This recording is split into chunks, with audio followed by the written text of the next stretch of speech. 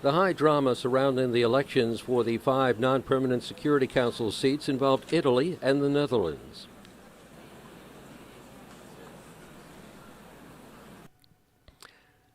After 5 rounds of voting, the General Assembly was deadlocked and neither country was able to get the two-thirds majority of votes needed to win the seat, so they struck a deal to split the seat with each nation serving a year.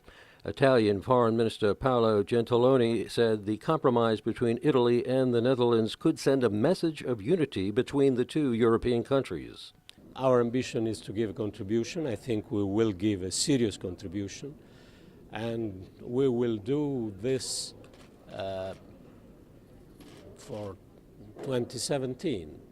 We are not splitting the responsibility, sharing the same seats, 2 countries. We are splitting the time. Dutch Foreign Minister Bert Koenders said it was important to show unity during a complex time for Europe. Important for 2 reasons.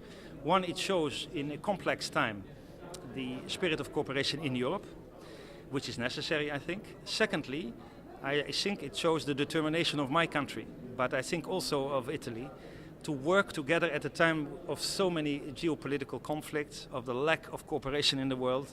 It is a spirit of the compromise itself, by the way that we are represented, that might help also to catalyze the work in the Security Council. During the first round of voting, Sweden won a 2-year seat with 134 votes in favor. When it comes to humanitarian assistance, to make sure that we also look at what are the needs of women, how can we best support them. So I think it's a principled view that can be applied in many different situations without being confrontative or extreme. This is a way that we can show also on the Security Council. Ethiopia and Bolivia, who faced no opposition, were also elected. The UN Security Council seats are allocated by region, and regional groups nominate candidates, 10 non-permanent members elected for 2-year terms. In the second round of voting, Kazakhstan overwhelmed Thailand, getting 138 votes to Thailand's 55 votes. The newly elected countries will replace Angola, Malaysia, New Zealand, Spain, and Venezuela on the Council beginning January 1st, 2017. We are campaigning with our own priorities for the Security Council. We have a record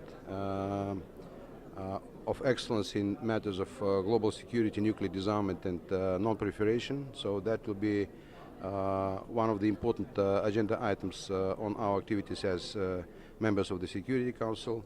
We believe that the United Nations and Security Council should step up their efforts on developmental issues.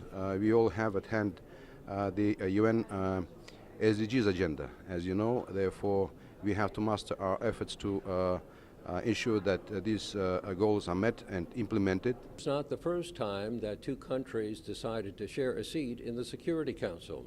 Apparently in 1960, after 52 rounds of voting, Turkey and Poland decided to split their 2-year seat in the Council. Frank Uciardo, American Television News, the United Nations.